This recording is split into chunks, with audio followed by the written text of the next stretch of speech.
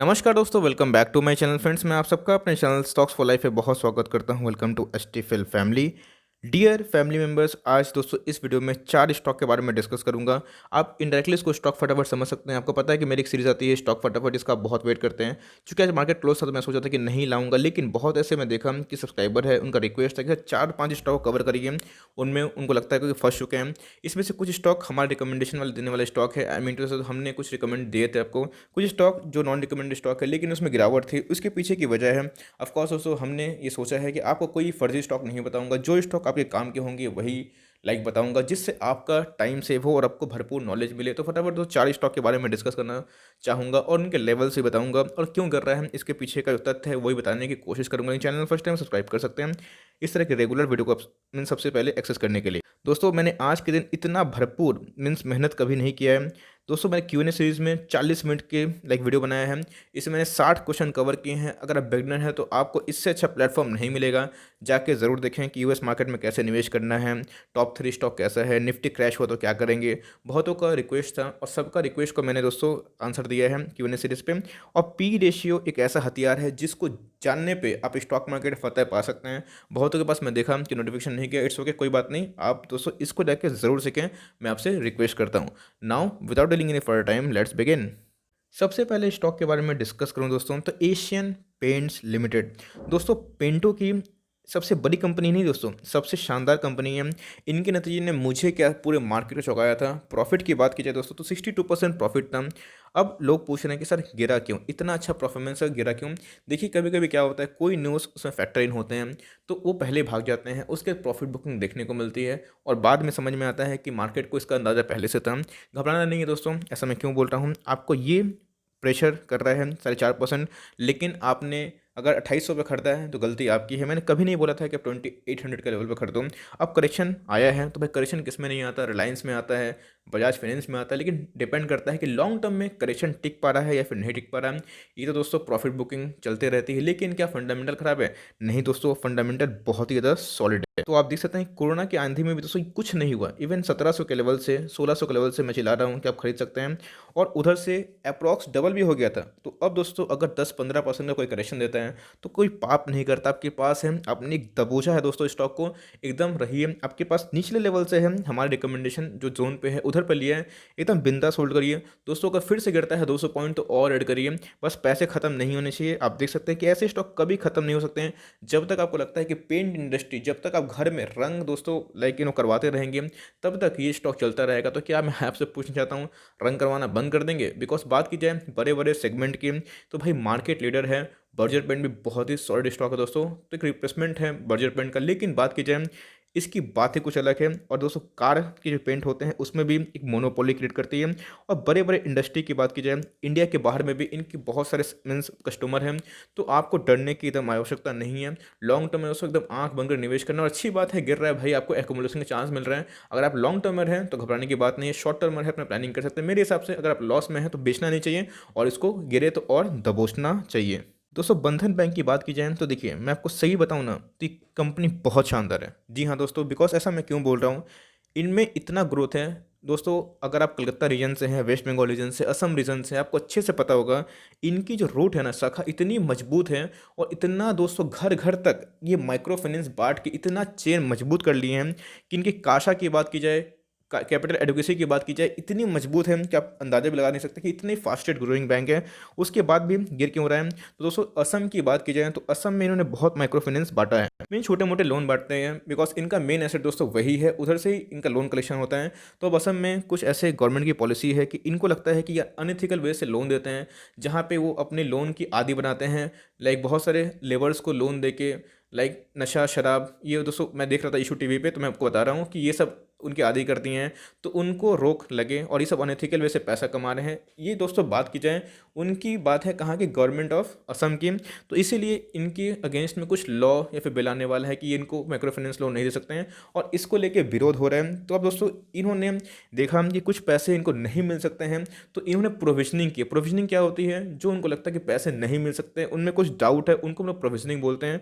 इसलिए दोस्तों स्टॉक की बात की जाए तो पहले से प्रोविजनिंग करती हैं इनके दोस्तों रेवेन्यू की बात की जाए, इनके नेट इंटरेस्ट इनकम के बहुत बड़े थे, लेकिन प्रोविजनिंग की वजह से सारा चौपट हो गया और स्टॉक ज़बरदस्त गिरा। लेकिन दोस्तों मेरे हिसाब से अगर आप बहुत लॉन्ग टर्म का प्लेयर हैं, अगर आप 8 साल 5 साल 10 साल होल्ड कर सकते हो, ऑफकोर्स एचडीएफसी का topic HDFC bank, ICC bank, Kotak bank, axis bank, मैं छोटे बैंक में फेडरल बैंक की बात करूँ दोस्तों, तो ये सब बहुत अच्छे अच्छे बैंक हैं।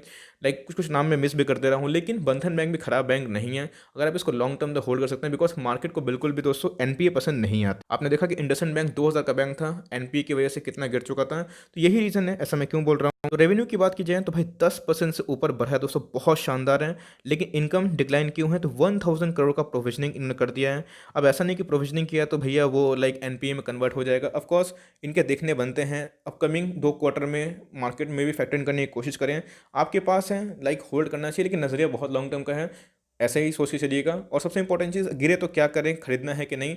देखिए थोड़ा सा फॉरेन नाइफ को थोड़ा सा थमने दीजिए, एक ज़रूर दोस्तों कॉन्सोलेशन जोन में आएगा जहाँ पे कोई नहीं खरीदेगा, और उधर पे चाहे तो लॉन्ग टर्म का निवेश कर सकते हैं। अगर 300 का लेवल टूटता है, ध्यान दीजिएगा 300 का लेवल टूटता है, 285 274 और बॉटम 265 हो सकता है, उधर पे इसको दबोचने का सही मौका है अगर लॉन्ग टर्म तक करते हैं, बिकॉज कि ये सब इशू टेम्प्रोरी होते हैं। लेकिन दोस्तों मैं आपको मीन्स लाइक गुमराह करना नहीं चाहूँगा, इसमें एक रिस्क भी है। तो अगर आप रिस्क करने के लिए रेडी हैं तो आप ले सकते हैं, लेकिन मेरे हिसाब से आपको दोस्तों अगर लाइक कोई बैंक में निवेश करना है, स्टेबल बैंक में, बिकॉज बैंकिंग में एनपीए दोस्तों बहुत प्रॉब्लमेटिक होता है, आपको मैंने बहुत बार सिखाया है, तो इसलिए आप इसको अवॉइड भी कर सकते हैं। लेकिन अगर बहुत मन बनाया है तो थोड़ा सा 300 का लेवल पे या तो ऊपर होने दीजिए या नीचे होने दीजिए। इतना दोस्तों जो बड़ा लेवल पे ऑफलोड माल हो रहा है, तो ऑफकोर्स कोई सेल कर रहे हैं तो ध्यान देना चाहिए। तो आई होप दोस्तों मैंने इशू बता दिया और आपको क्या करना है वो भी बता दिया। थोड़ा सा वेट एंड वॉच करिए, तभी एंटर लेंगे सोचिएगा। लिए मैं 400 के लेवल पे, 30 के लेवल पे, तो लॉन्ग टर्म को नजर रखिए, बैंक में बहुत ग्रोथ है। लेकिन इनके एनपीए ग्रेडेशन कैसे होते हैं तो अपकमिंग 1-2 क्वार्टर में वो क्लियर हो जाएगा।